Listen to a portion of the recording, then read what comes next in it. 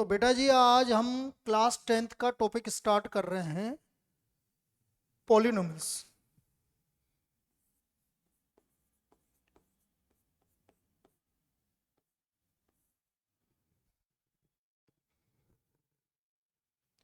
Polynomials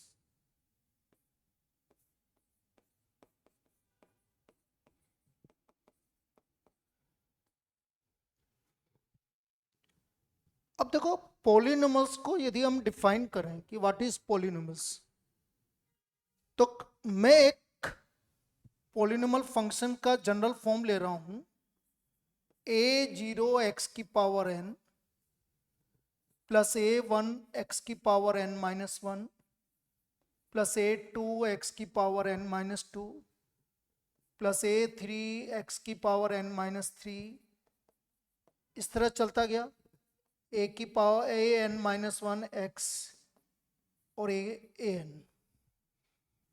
अब हम क्या देख रहे हैं कि यहाँ पर जो कांस्टेंट है ये हमारा जो a0, ये जो कांस्टेंट है a0, a1, a2, a3, an minus 1, an, ये आपके रियल नंबर्स कांस्टेंट है। रियल नंबर्स, ये कोई भी रियल नंबर हो सकता है। और जो x की पावर आ रही है, x की पावर क्या आ रही है, n आ रही है। तो बेटा x की पावर n, ये n जो है ये बिलोंग्स का मतलब होता है कि ये इसके अंदर से आ रहा होल नंबर। w क्या बताया, w क्या होता है भाई, होल नंबर्स। ये x की पावर n जो भी हाईएस्ट पावर आती है ये डिफाइन करता है हमारा degree of the polynomial. Degree of polynomial MCQ में जनरली डिग्री ऑफ पॉलिनोमियल के बारे में पूछ लिया जाता है कि what is the degree of the polynomial, कि डिग्री ऑफ द पॉलिनोमियल क्या है। तो यदि हमें डिग्री ऑफ द पॉलिनोमियल की बात कर रहे हैं तो किस तरह से निकालेंगे, मैं एक दो एग्जांपल देके आपको समझा देता हूं कि what is the degree of the polynomial. Degree of polynomial,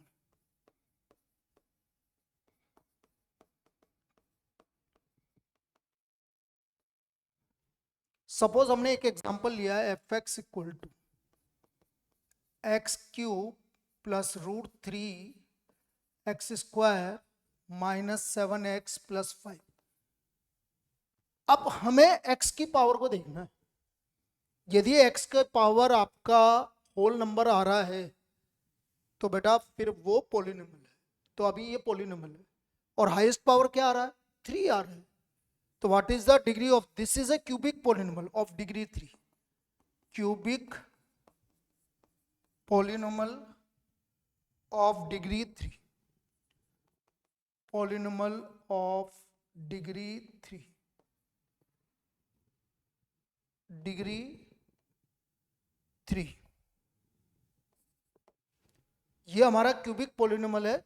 कौन सी डिग्री का, 3 डिग्री का क्यूबिक पॉलिनोमियल, क्योंकि इसमें x की हाईएस्ट पावर क्या आ रही है, 3 आ रही है। आना ने होल नंबर ही चाहिए।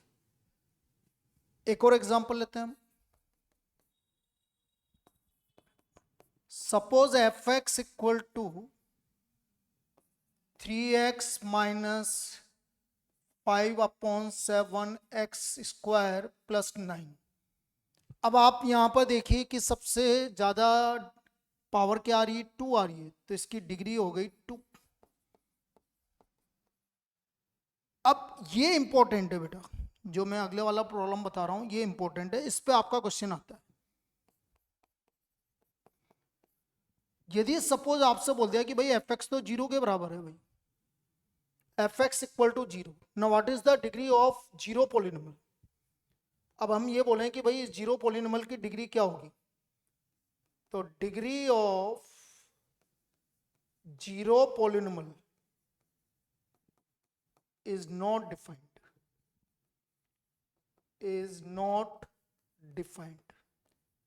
फिर आप बोलेंगे बेटा ये नॉट डिफाइंड क्यों है। बेटा नॉट डिफाइंड इसलिए है क्योंकि एफ एक्स इक्वल टू 0। अब 0 को तो आप कुछ भी लिख सकते हो, 0 मल्टीप्लाइड बाय कुछ भी लिख सकते हो। भाई एफ एक्स को आपने लिख दिया 0 मल्टीप्लाइड बाई x की पावर 5, तो सर आप बोलोगे सर 5 डिग्री है। फिर किसी ने बोला सर मैं तो 0 मल्टीप्लाइड बाय x की पावर 8 लिखूंगा, इसलिए इसका डिग्री क्या हो जाएगा, नॉट डिफाइंड हो जाएगा, क्योंकि हम 0 का मल्टीपल x की पावर कुछ भी लिख सकते हैं। तो degree of zero polynomial is not defined, इसलिए degree of zero polynomial defined नहीं। लेकिन नॉन जीरो कांस्टेंट पॉलिनोमियल आ जाए, डिग्री ऑफ जीरो नहीं है, नॉन जीरो कांस्टेंट पॉलिनोमियल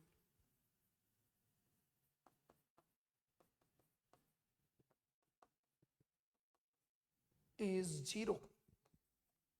जैसे एग्जांपल कभी आपके पास आ गया f x equal to 5, what is the degree, तो आप बोलोगे सर डिग्री इसकी जीरो है।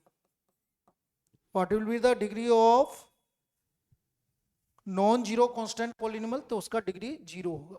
तो ये तो हमारा डिग्री के बारे में बात हुई कि डिग्री क्या होती है, इस तरह से हम डिग्री डिफाइन करेंगे। अब जीरोज ऑफ द पॉलिनोमियल, इस वाले टॉपिक में हमारा क्या, हम जीरोज निकालने की ट्राई करेंगे कि भाई जीरोज होते क्या हैं, how to find the zeros of the polynomial, कि जीरोज हम किस तरह से निकालेंगे, zeros of the polynomial.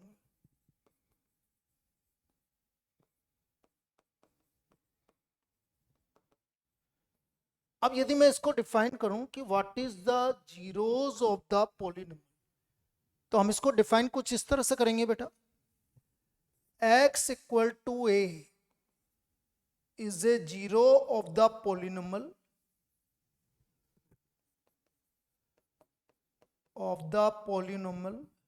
fx if fa equal to 0। यदि fa इक्वल टू 0 है तो x इक्वल टू a उसका 0 हो जाएगा। जैसे एग्जांपल हमने बोला भाई fx equal to 3x plus 2, अब हम बोल रहे हैं what is the zero of this polynomial, तो हमने बोला fx equal to 0, 3x plus 2 equal to 0। तो यहां से हमने x का वैल्यू निकाला, तो क्या निकल के आया x का वैल्यू -2/3। तो -2/3 is the zero of this polynomial, so therefore -2/3 is the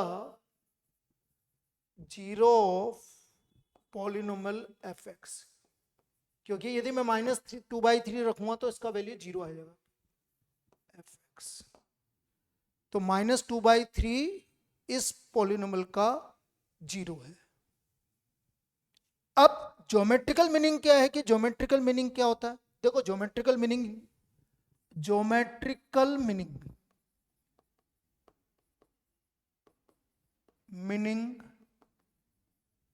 of zeros of polynomial,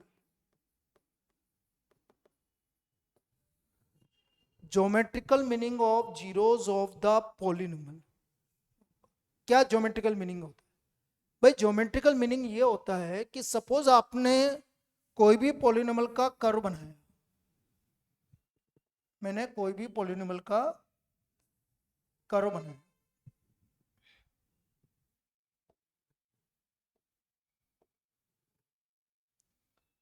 suppose हमने इसका कोई भी कर्व बनाया, देखो ये कर्व बना रहा हूं, ये हमारी एक्स एक्सिस, ये वाई एक्सिस,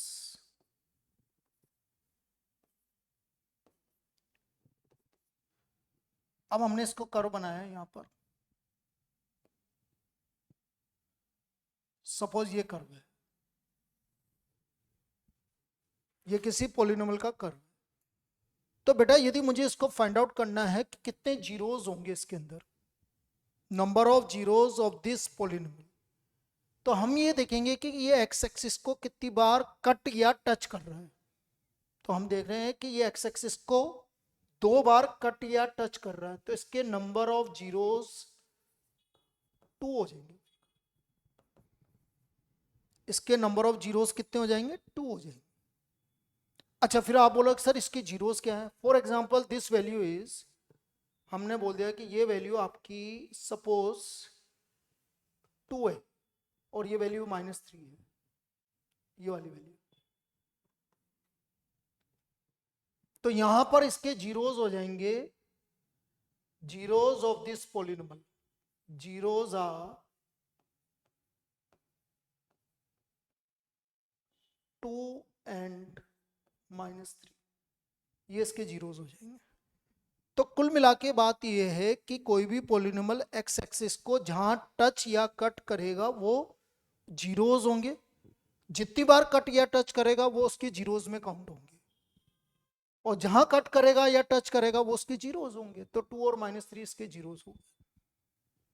अब जैसे एक और एग्जांपल बनाते हैं अपन, एक और ग्राफ बना के आपको समझाते हैं।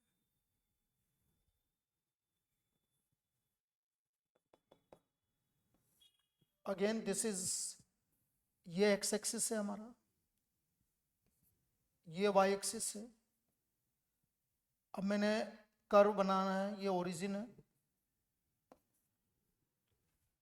अब हम इसका कर्व बना रहे हैं, ऐसा कर्व आ गया। अब हम क्या देख रहे हैं कि बेटा ये एक्स एक्सिस को कहीं पे भी टच या कट कर रहा है कि नहीं कर रहा है, तो हम बोलेंगे इसके नंबर ऑफ जीरोस 0 हैं, इसके जीरोस है ही नहीं, एक भी जीरोस इसके नहीं है। तो कुल मिला के ज्योमेट्रिकल मीनिंग क्या है कि कोई भी कर्व एक्स एक्सिस को जितनी बार कट या टच करेगा वो इसके जीरोस के रहेंगे, उसको हम क्या बोलेंगे, जीरोस ऑफ द पॉलिनोमियल, उसको हम जीरोस बोलेंगे। ठीक है, चलिए बेटा जी आगे देखते हैं अपन। अब हमारे, यदि हम सीबीएसई के कोर्स की बात करें तो बेटा जनरली है तो हमारा क्वाड्रेटिक पॉलिनोमियल ही, तो लेकिन लीनियर पॉलिनोमियल के बारे में भी अपन डिस्कस कर लेते हैं। Linear polynomial,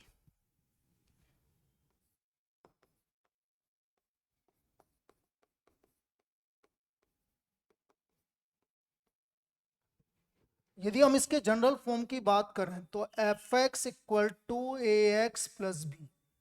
point to be noted, जो आपका ए है वो जीरो नहीं होना चाहिए, यदि ए जीरो होगा तो फिर वो लीनियर पॉलिनोमियल नहीं होगा, ए का वैल्यू जीरो नहीं होना चाहिए। This is a linear polynomial. कोई भी हम लीनियर पॉलिनोमियल का एग्जांपल ले सकते हैं, f x equal to suppose 4x - 3, this is a linear polynomial, ये आपका लीनियर पॉलिनोमियल। अब यदि मैं इसका ग्राफ प्लॉट करूं तो देखो, ग्राफ आपका जनरली, यदि मैं जनरल ग्राफ की बात करूं इसका,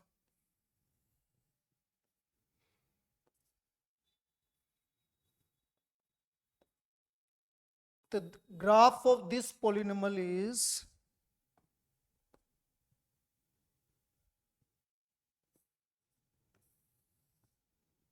यदि मैं इसके ग्राफ की बात करूं,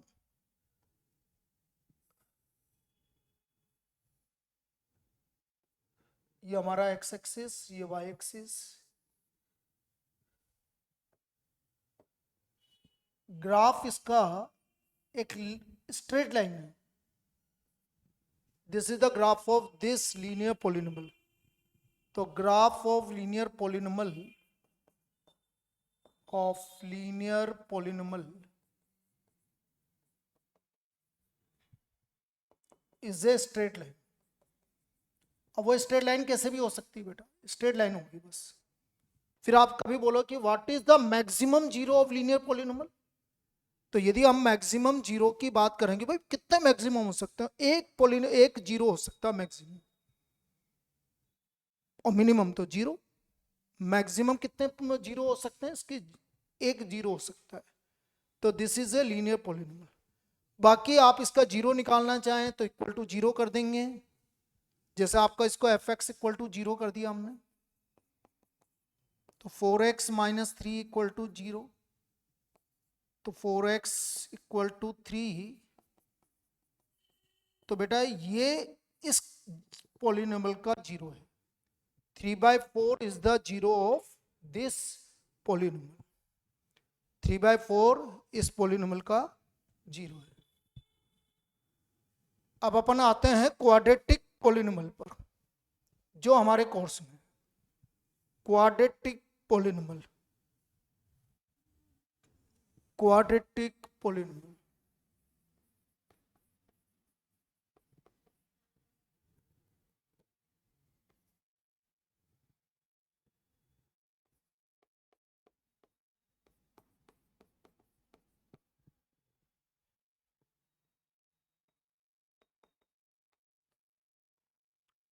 general form of quadratic polynomial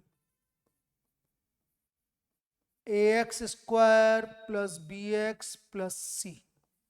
again वही इंपॉर्टेंट पार्ट, यदि क्वाड्रेटिक पोलिनोमियल है तो एक का वैल्यू 0 नहीं आएगा। तो this is the general form of quadratic polynomial ax square plus bx plus c।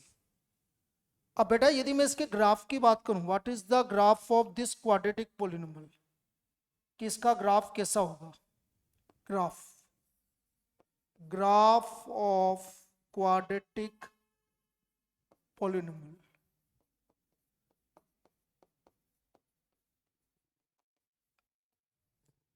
इसके ग्राफ की यदि हम बात करें तो ग्राफ होगा, graph is a parabola. Graph of quadratic polynomial is a parabola. Quadratic polynomial is a parabola. फिर आप बोलेंगे सब पैराबोला होता क्या है, कैसे बनता है पैराबोला? तो यदि हम बात करें कि जैसे ये है पैराबोला, इस तरह से, दिस इज अपवर्ड पैराबोला। ये अपवर्ड पैराबोला तब बनेगा जब एक का वैल्यू पॉजिटिव होगा। तो this is upward parabola. Upward parabola. और ये है हमारा डाउनवर्ड पैराबोला। ये कब बनेगा? जब ए का वैल्यू क्या होगा? Less than 0। डाउनवर्ड पैराबोला, ये इसका ग्राफ होगा। अपवर्ड पैराबोला कब बनेगा? जब ए पॉजिटिव होगा। डाउनवर्ड पैराबोला कब बनेगा? जब ए नेगेटिव होगा। इस तरह से अपवर्ड पैराबोला और डाउनवर्ड पैराबोला आपका बनेगा। आज मैंने जस्ट आपको एक इंट्रोडक्शन दिया है पॉलिनोमियल का। बाकी अब हम कल इसकी नेक्स्ट क्लास में, इसका नेक्स्ट लेक्चर में इसकी आगे की क्लास करेंगे। ठीक है।